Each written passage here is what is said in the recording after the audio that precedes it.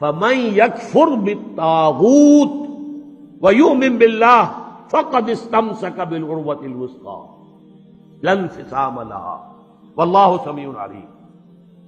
تو جو شخص بھی طاغوت کا کفر کرے گا، انکار کرے گا، طاغوت کے خلاف بغاوت کرے گا اور ایمان لائے گا اللہ پر، یہ اہم ترین مقام ہے اس اعتبار سے کہ جیسے میں نے اس سے پہلے بھی دیکھا لا الہ الا ہو، لا الہ پہلے ہے، الا ہو بعد میں آتا ہے۔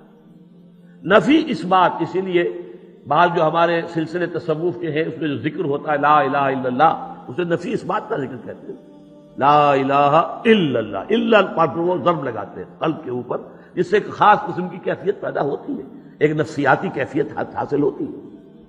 تو پہلے نفی ہے پھر اس بات، وہی ہے پہلے طاغوت کا انکار کرو پھر اللہ پر ایمان لاؤ، تب ایمان معتبر ہے۔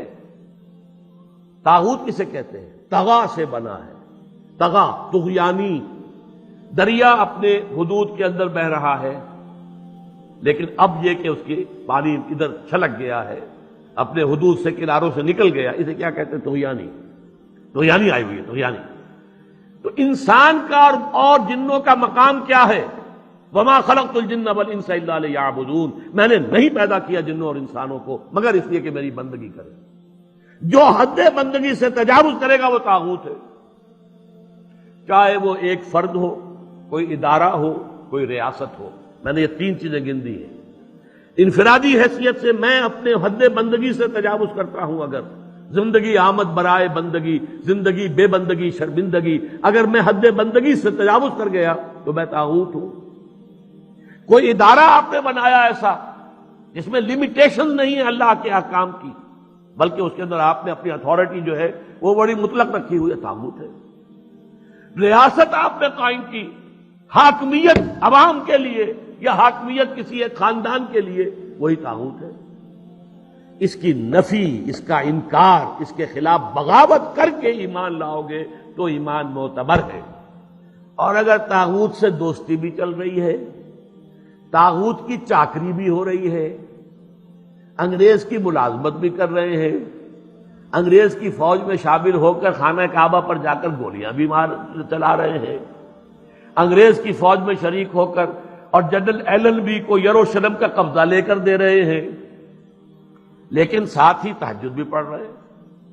ایسے تھے فوجی مسلمان بلوچ ریجمنٹ کے اور پنجاب کے، بڑے لمبے لمبے بال، زلفیں رکھی ہوئی ہیں، نمازی ہیں، اور یہ کہ تہجد ہے کہاں؟ انگریز کی فوج میں۔ یہ تو طاغوت کی چاکری کر رہے ہو بھائی، طاغوت کے ساتھ تعاون۔ حال یہ ہے کہ حضور فرماتے ہیں من مشى مع فاسق ليقويه فقد اعان على هدم الاسلام، جو شخص کسی فاسق و فاجر انسان کے ساتھ چلے اسے تقویت پہنچانے کے لیے، اس نے اسلام کی عمارت کو جڑوں سے کھودنے میں مدد کی، منہدم کرنے میں مدد کی۔ من مشا صرف چلنا، آپ کسی کے ساتھ چلتے ہیں تاکہ تقویت اسے ہو جائے، لوگوں کو معلوم یہ بھی ان کے ساتھ ہے۔ من مشا مع فاسق، فاسق کافر بھی نہیں، فاسق لیقویہ، تاکہ اسے تقویت پہنچائیں۔ فقد اعان علی ہدم الاسلام، اسلام کی عمارت کو جڑوں سے کھود کر گرانے میں مدد کی۔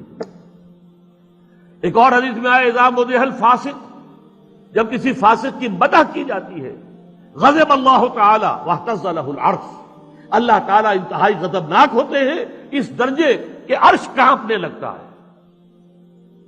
تھرا اٹھتا ہے عرش، اتنا غضب آتا ہے اللہ تعالیٰ کہ ایک شخص میرا باغی ہے، میرا فاسق ہے، فاجر ہے، اور اس کی مدح کی جا رہی ہے۔ اب اس کی روشنی میں آپ اپنے طرز عمل کا جائزہ لیجیے۔ لگے ہوئے ہم اسی نظام کی چاکری میں، اسی نظام کو تقویت پہنچانے میں۔ کہاں ہے اللہ کے ساتھ؟ ان سے ہم نے کہاں بغاوت کی؟ بغاوت کے کم سے کم یہ سمجھیے 3 درجے ہیں۔ سب سے کم کیا ہے؟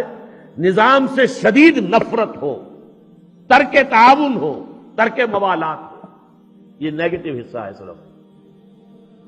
جیسے گاندھی نے کبھی کہا تھا ترک موالات، نہ انگریزی کپڑا پہنیں گے اور بلکہ ہم تو نہ کوئی اور امپورٹڈ شے استعمال کریں گے، اور بلکہ ہم تو جو ہے اپنی کھدر خود بنیں گے اور پہنیں گے۔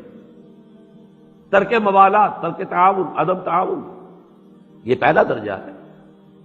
طاغوت کے ساتھ موالات نہ ہو، دوستی نہ ہو، چاکری نہ ہو، محبت نہ ہو، بلکہ ترک تعاون، ترک موالات اور دل میں شدید نفرت۔ اگلا مرحلہ کیا ہے؟ طاغوت کے خلاف زبان سے جہاد کرنا۔ یہ کام غلط ہے، ہم اسے پسند نہیں کرتے، ہم اس میں تعاون نہیں کریں گے، زبان سے بھی ایک اعلان کرنا۔ اور آخری مرحلہ ہے سب سے اونچا، طاقت کے ساتھ اس طاغوت کو ملیا میٹ کر کے حق کا نظام قائم کرنے کی جدوجہد کرنا۔